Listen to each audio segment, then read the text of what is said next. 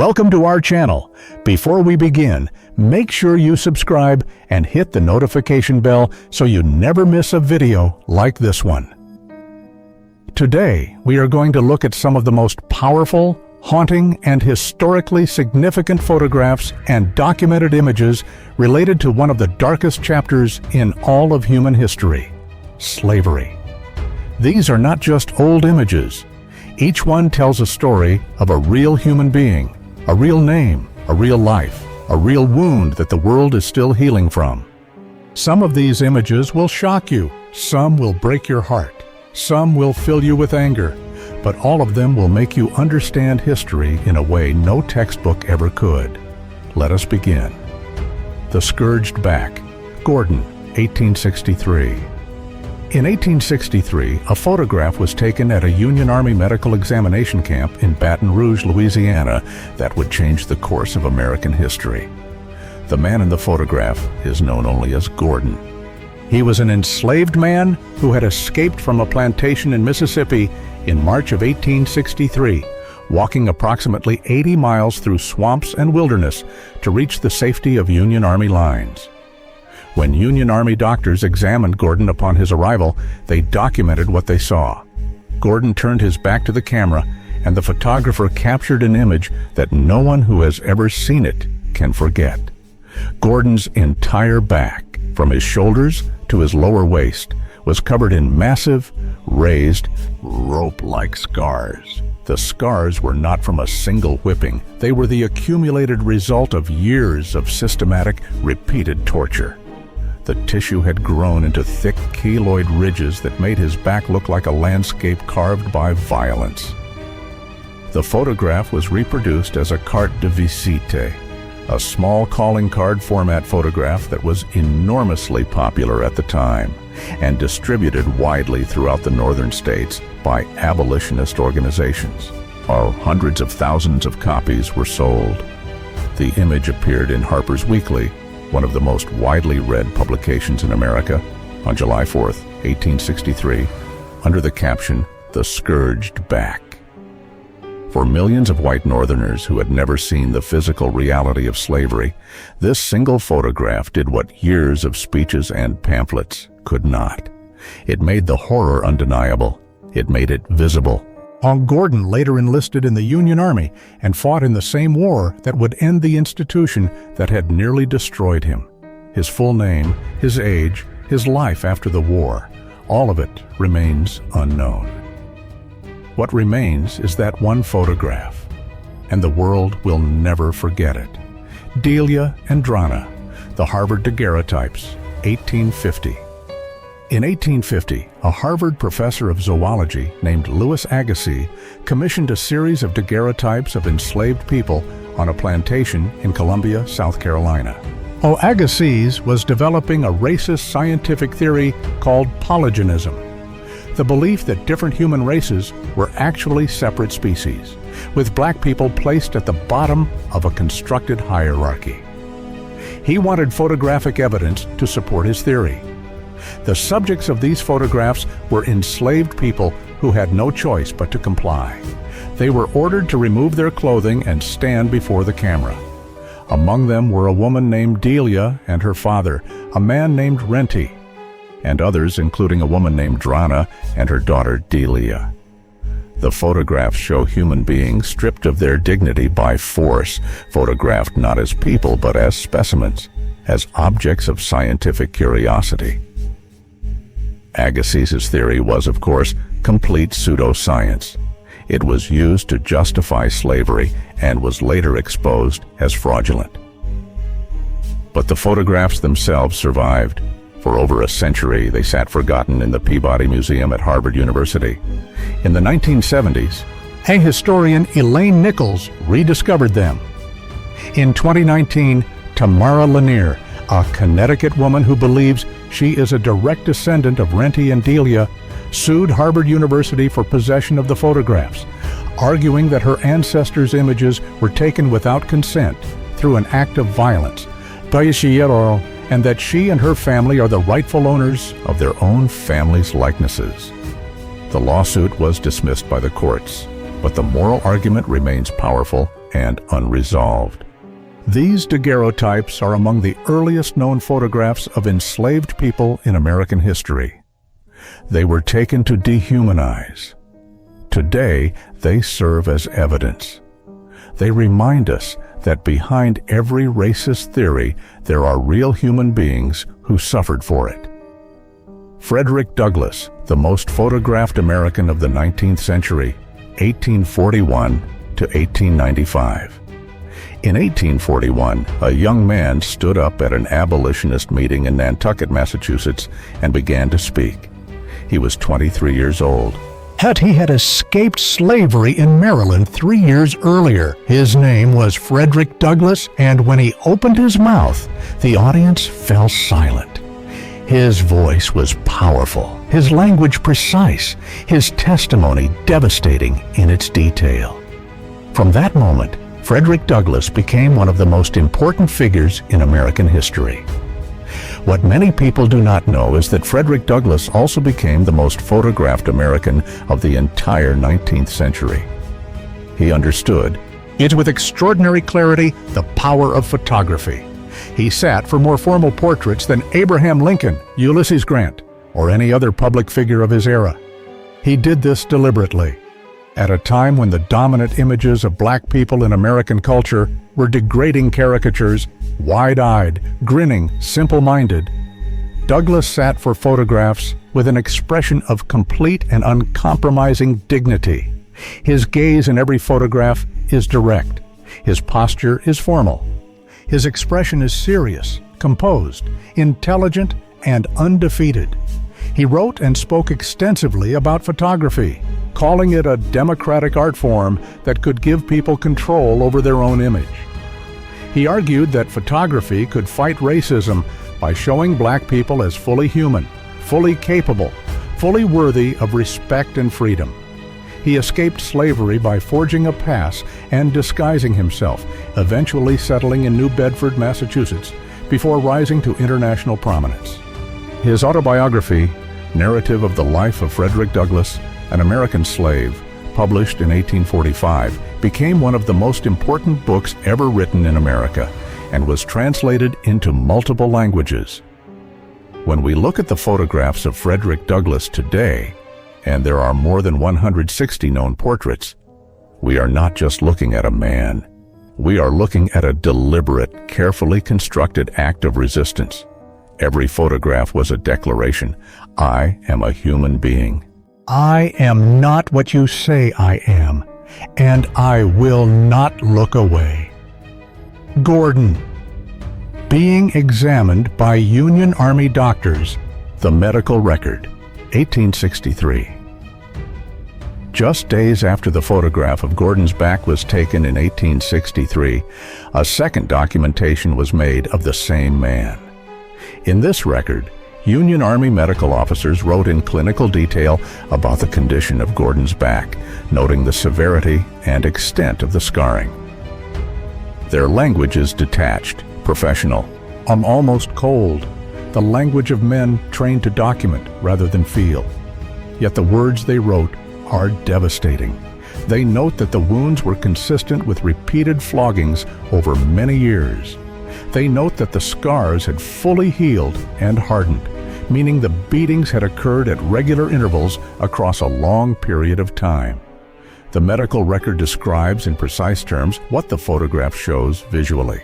Together, the photograph and the medical documentation created what was essentially an official, legal, and moral indictment of the entire institution of slavery. This combination of image and text was a masterstroke of the abolitionist movement. The image appealed to emotion. The medical record appealed to reason. Together, they left no room for denial. Slavery's defenders had long argued that enslaved people were treated well, that the stories of torture were exaggerations, or that the relationship between enslaver and enslaved was one of paternal care and mutual benefit. Gordon's back demolished that argument, not with words, but with evidence, with the undeniable record of a human body.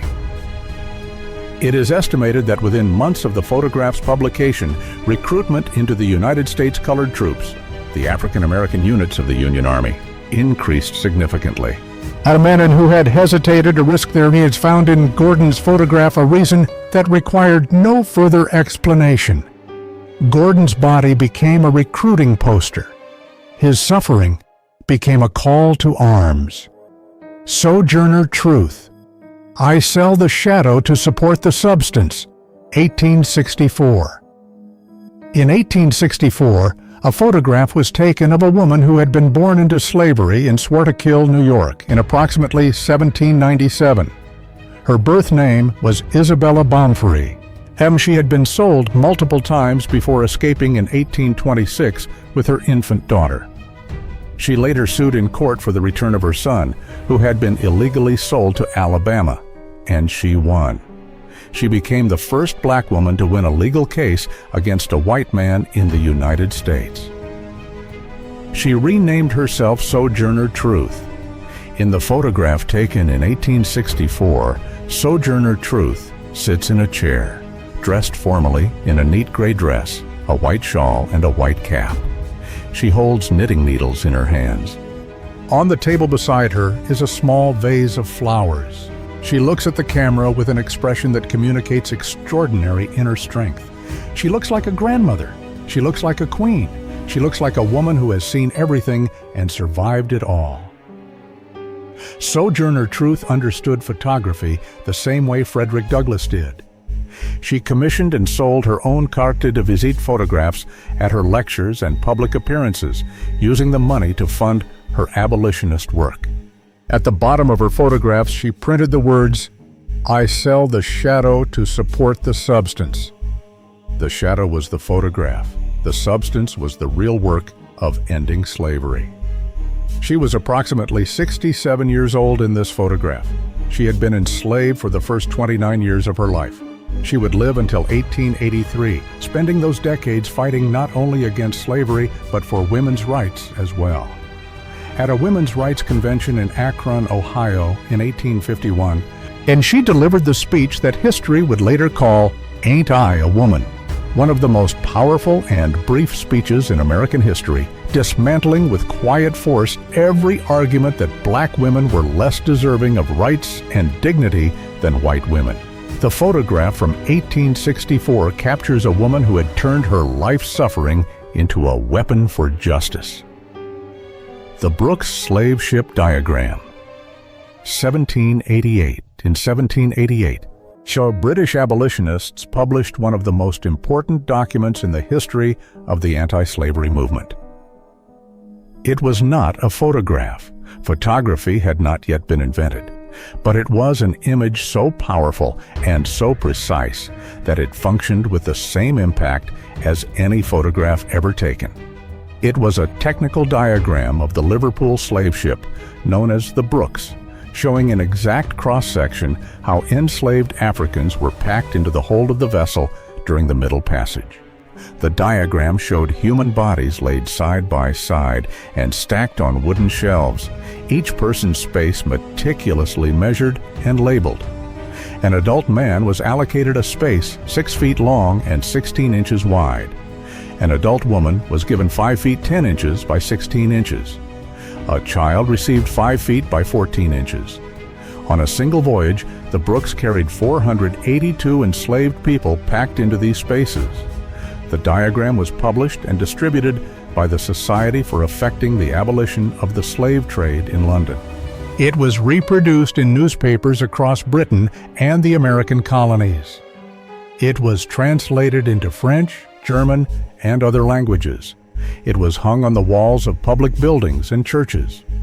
People who had never thought seriously about the slave trade looked at the diagram and immediately understood, in their bodies and their minds, the systematic industrial nature of what was being done to human beings in the hold of ships like the Brooks.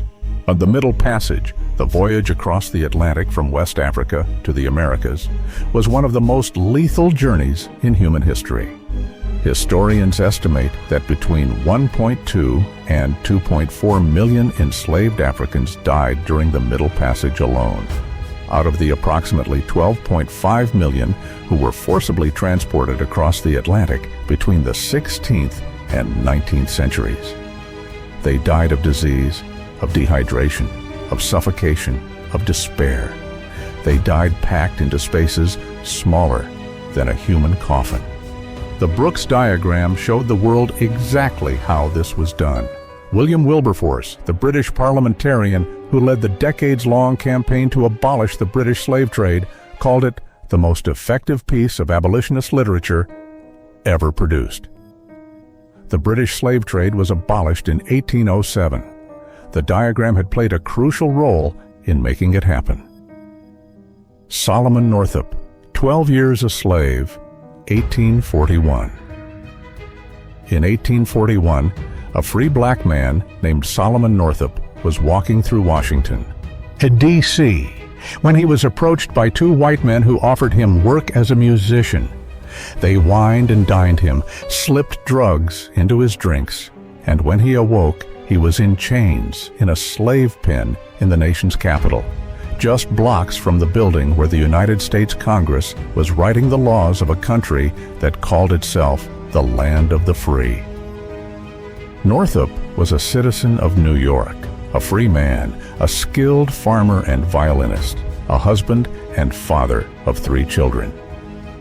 He had been born free. Oh, none of it mattered. He was sold into slavery in Louisiana under the name Platt, and for the next 12 years he labored on cotton and sugar plantations in the Deep South. He was beaten. He was humiliated. He was forced to whip other enslaved people under threat of death. He watched a woman named Patsy whipped so brutally by their enslaver, Edwin Epps, that she begged to be killed. He survived by hiding his intelligence, playing the violin to earn small privileges, and holding on to hope. And in 1853, through a remarkable combination of luck and the help of a Canadian carpenter named Bass, Northup managed to get a letter to his family in New York. Legal proceedings were launched. He was recovered and restored to freedom. He immediately wrote down everything that had happened to him, and his memoir, 12 Years a Slave, was published in 1853. It sold 30,000 copies in its first 3 years. It was more widely read than almost any other slave narrative of the period. In 1968, Northup's memoir was rediscovered. In 2013, it was adapted into a film by director Steve McQueen that won the Academy Award for Best Picture. The story of Solomon Northup, a free man kidnapped, enslaved, and returned to freedom, puts a single human face on a system that routinely erased human identity. He had a name, a family, a home, a life. And for 12 years, all of it was taken from him by a system that treated human beings as property. The slave auction block, New Orleans, Louisiana, 1850s. In the decades before the Civil War, New Orleans, Louisiana was the center of the domestic slave trade in the United States. By the 1850s, it had surpassed even the African slave trade in volume.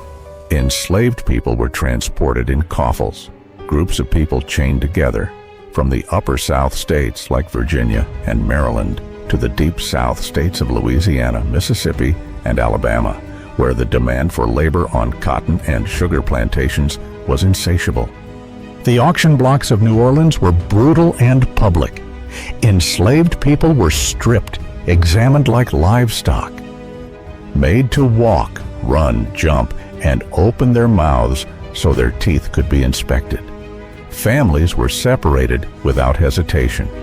A child could be sold away from its mother in the same transaction that sold the mother away from her own siblings, parents, and husband.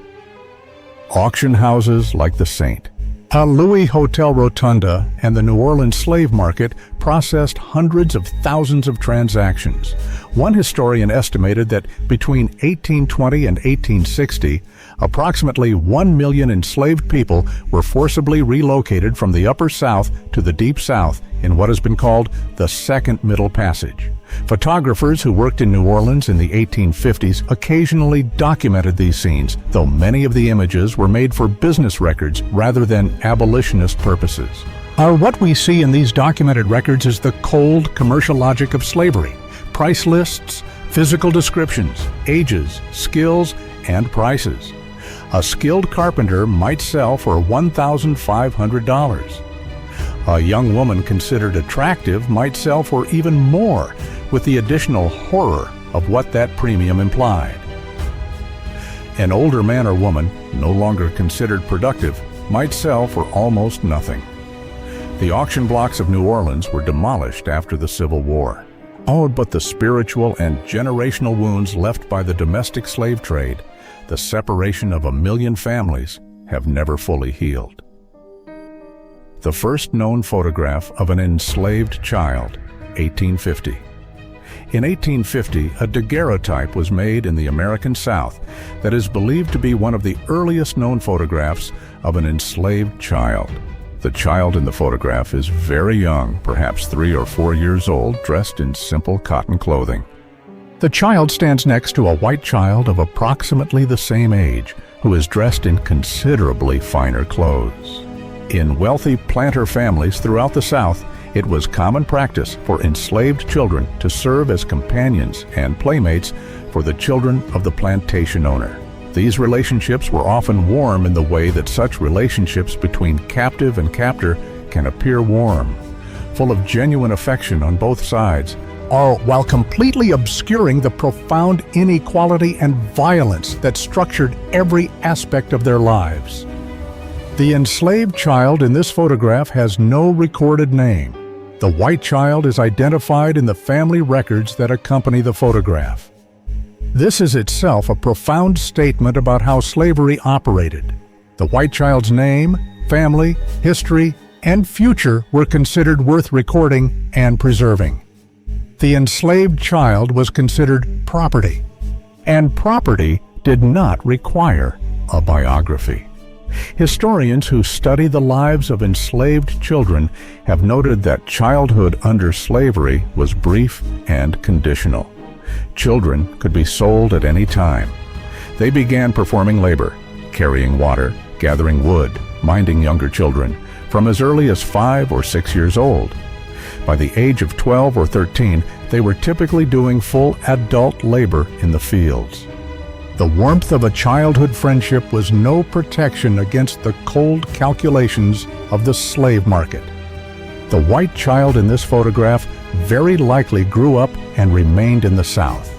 The enslaved child's fate is unknown. Harriet Tubman, The Moses of Her People, 1868 to 1869.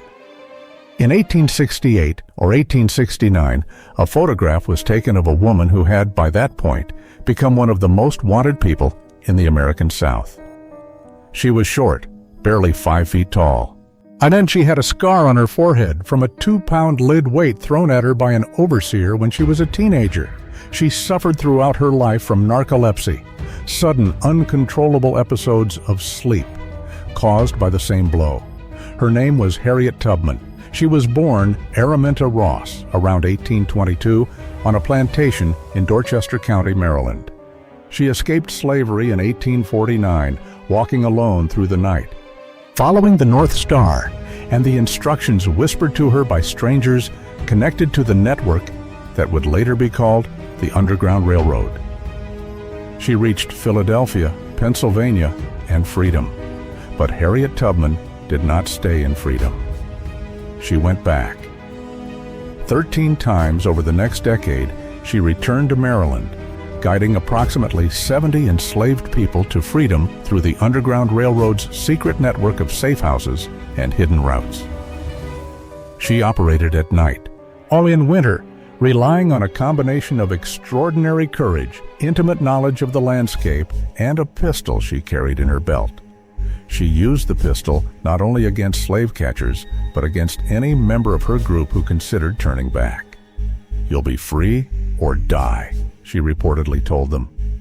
The slaveholders who wanted her caught offered rewards of up to $40,000 for her capture, equivalent to more than $1 million today. She was never caught, never betrayed. During the Civil War, she served the Union Army as a spy, a scout, and ultimately as the leader of the Combahee River Raid in 1863, in which she guided Union gunboats through Confederate-held territory, liberating more than 700 enslaved people in a single night, making her the first woman in American history to lead an armed military raid. The photograph taken of her in the late 1860s shows a woman in middle age wearing a plain dress and sitting with characteristic stillness. That her expression is calm, watchful, and wholly unafraid. She lived until 1913, dying at approximately 91 years old. Her last words, spoken to the people gathered around her deathbed, were, "I go to prepare a place for you." The Amistad Revolt, Sengbe Pie, 1839. In the summer of 1839, a young Mende man from Sierra Leone named Sengbe Pie was captured by African slave traders, sold to Portuguese slave merchants, and loaded onto a Portuguese slave ship called the Tacora.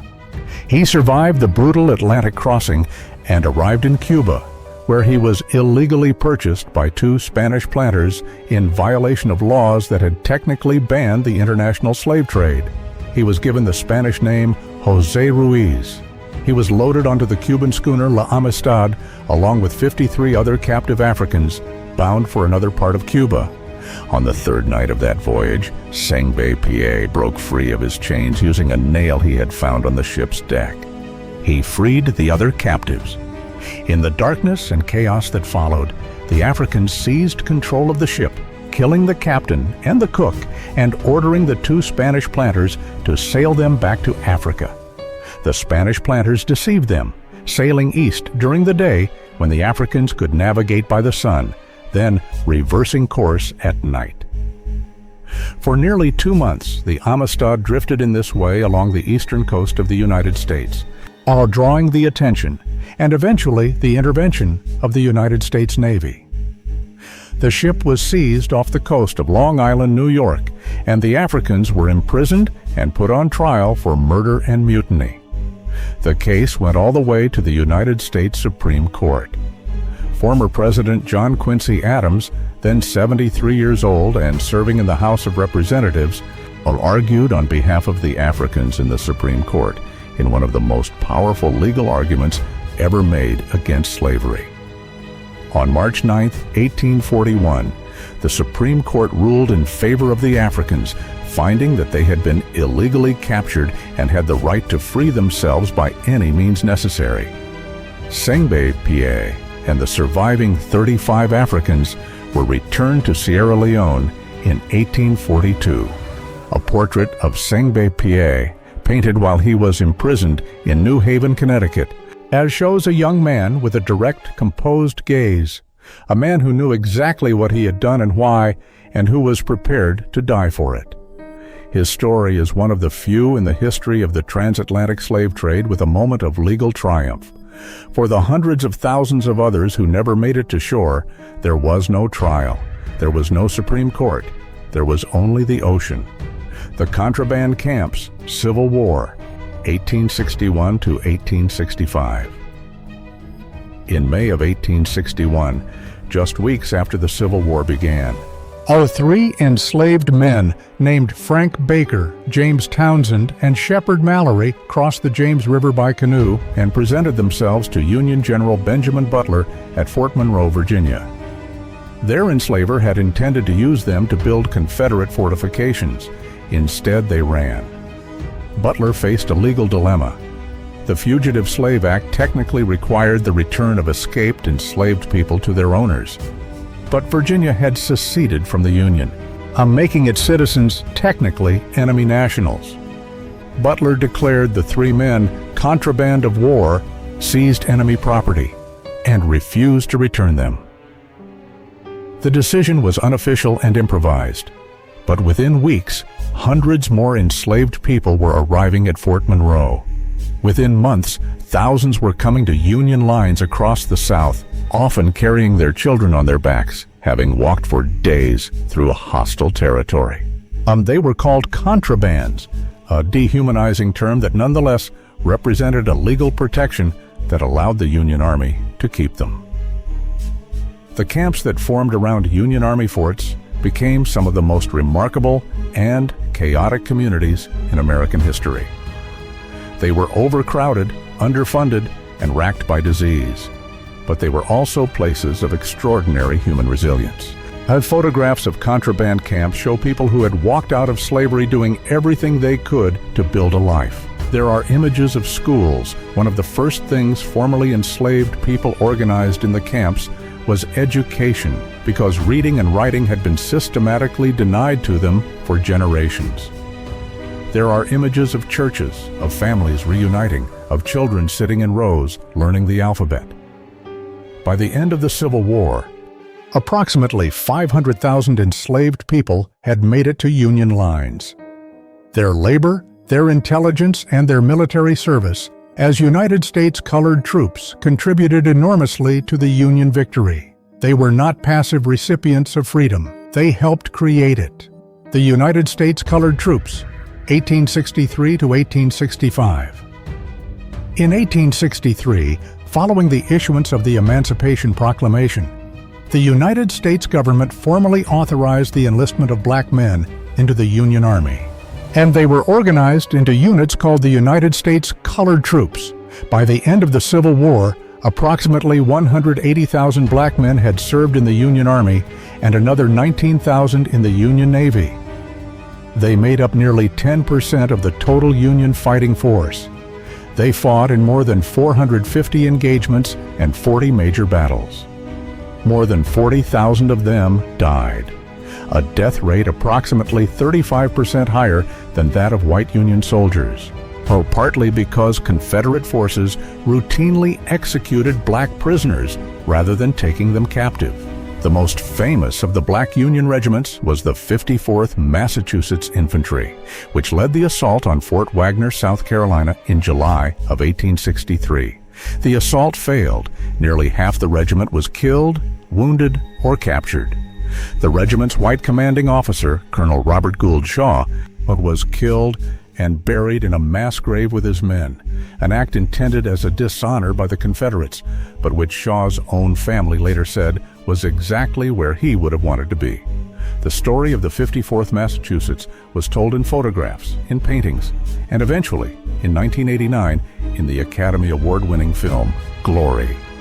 Photographs taken of black Union soldiers during the war show men who understood with absolute clarity what they were fighting for. They were not fighting for abstract principles of national unity.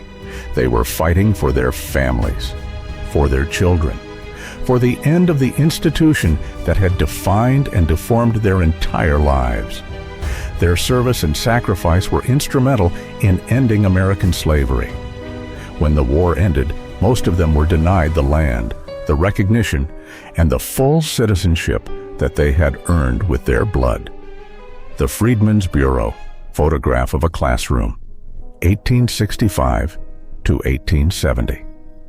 In 1865, the United States Congress established the Bureau of Refugees, Freedmen, and Abandoned Lands, known as the Freedmen's Bureau, to help formerly enslaved people make the transition to freedom. Among the photographs taken in the Bureau's first years of operation are images of freedmen's schools. These photographs show something extraordinary. Rooms full of black adults and children, from toddlers to the elderly, sitting at rough wooden desks with books and slates in their hands, or learning to read for the first time in their lives. The joy visible in some of these photographs is almost unbearable in its intensity. These were people for whom reading had been a crime. Under the slave codes of every southern state, teaching an enslaved person to read was punishable by law. The penalty in some states included flogging, imprisonment, and even death for both the teacher and the student. Despite this, many enslaved people had found ways to learn in secret. Isa Frederick Douglass learned to read from the wife of his enslaver until her husband ordered her to stop and explained that an educated slave was a dangerous slave. Douglass remembered the exact moment he understood what that meant. If literacy was dangerous to slavery, then he would pursue it with everything he had. After emancipation, the demand for education in black communities was overwhelming. Within 5 years of the Civil War's end, approximately 4,000 freedmen's schools had been established across the South, educating approximately 250,000 black students. The Freedmen's Bureau, despite being chronically underfunded, hobbled by political opposition, and ultimately shut down in 1872, helped negotiate labor contracts, establish legal rights, reunite separated families, and lay the groundwork for black institutions that would survive into the 20th century. The photographs of those early classrooms are among the most hopeful images in American history.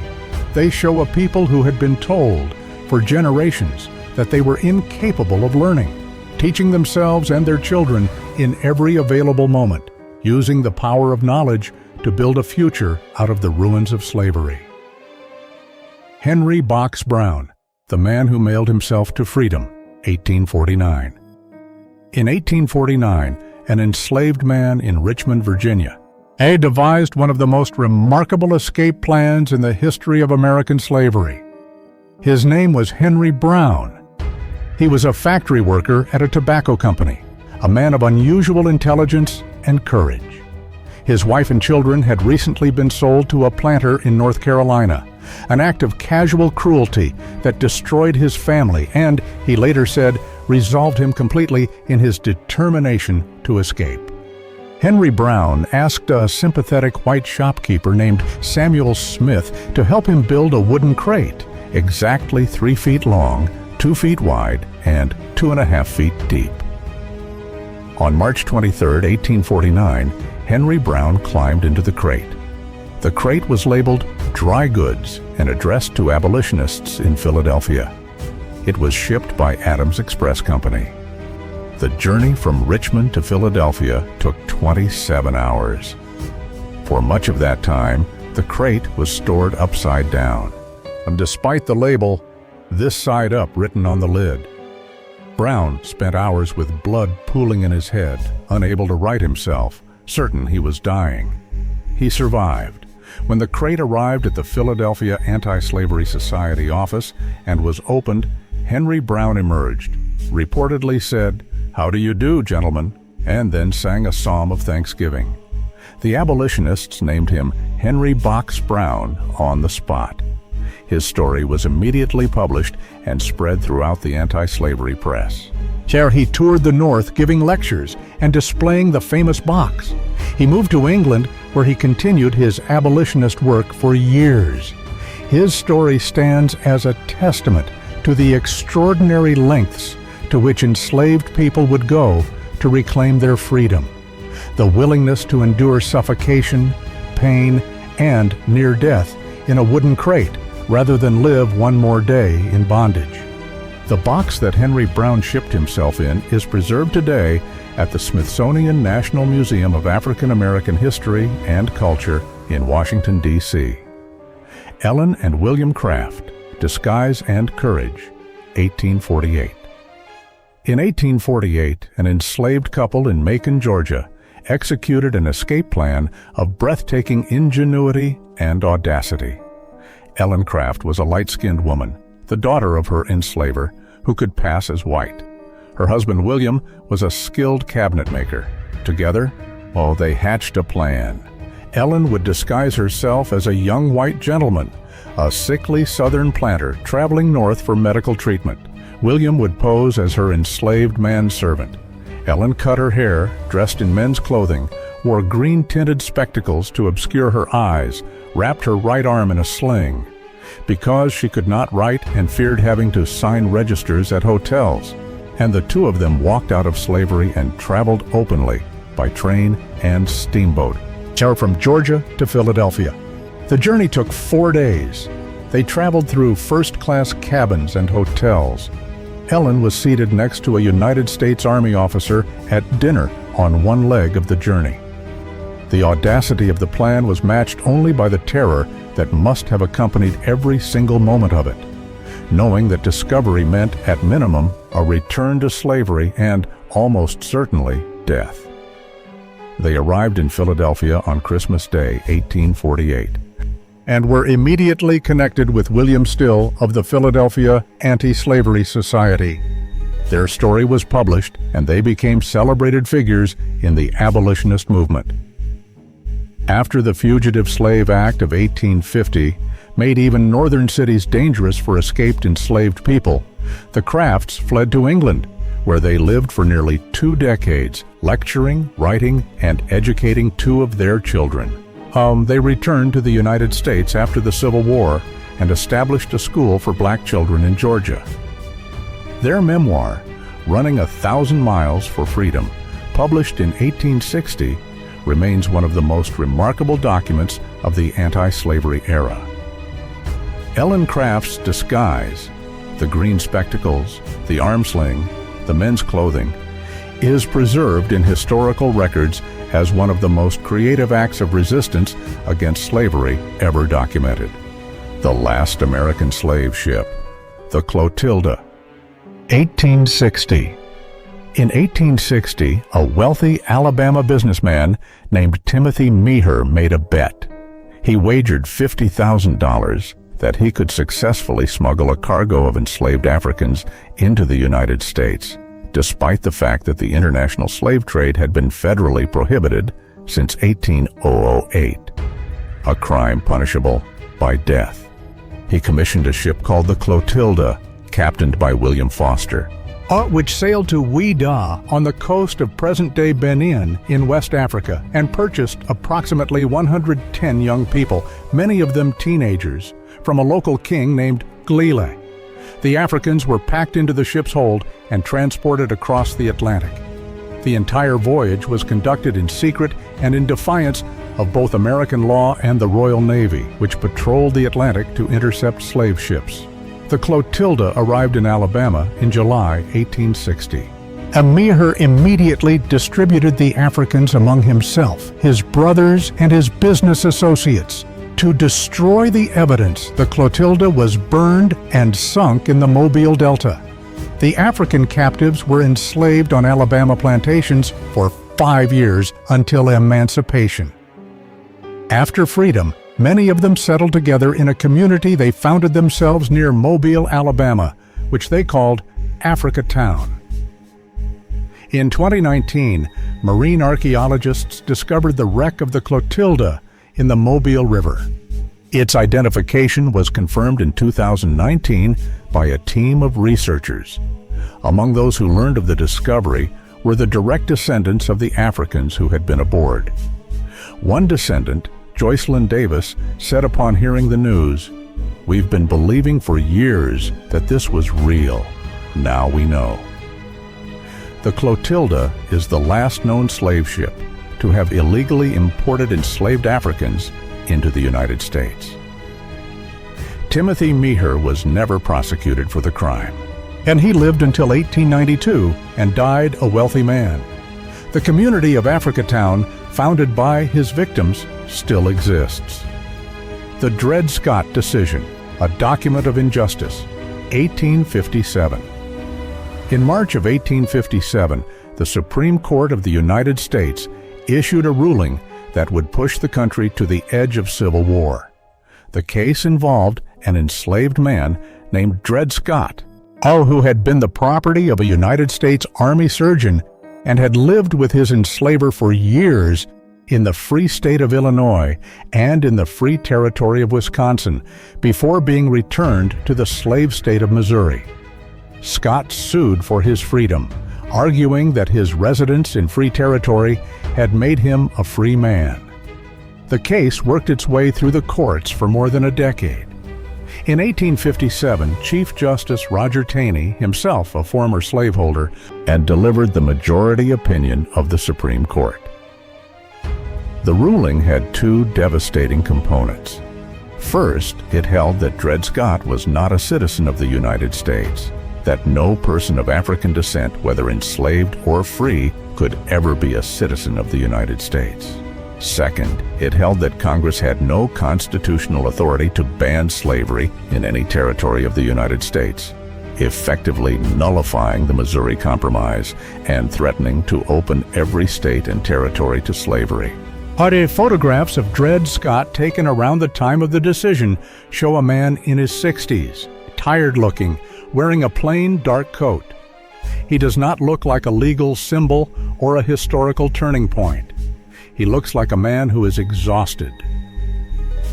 Dred Scott's wife, Harriet, had filed a parallel lawsuit, and some historians believe that she was the true driving force behind the legal strategy. After the Supreme Court's ruling, they were purchased and freed by the son of the original enslaver who had first owned them.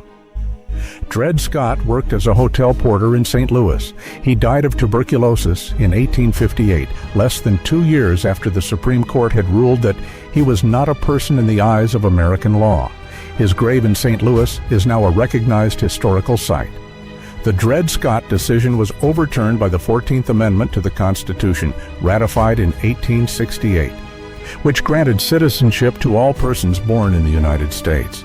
It was one of the most important constitutional corrections in American history, a direct response to the Supreme Court's attempt to permanently close the door of citizenship to Black Americans.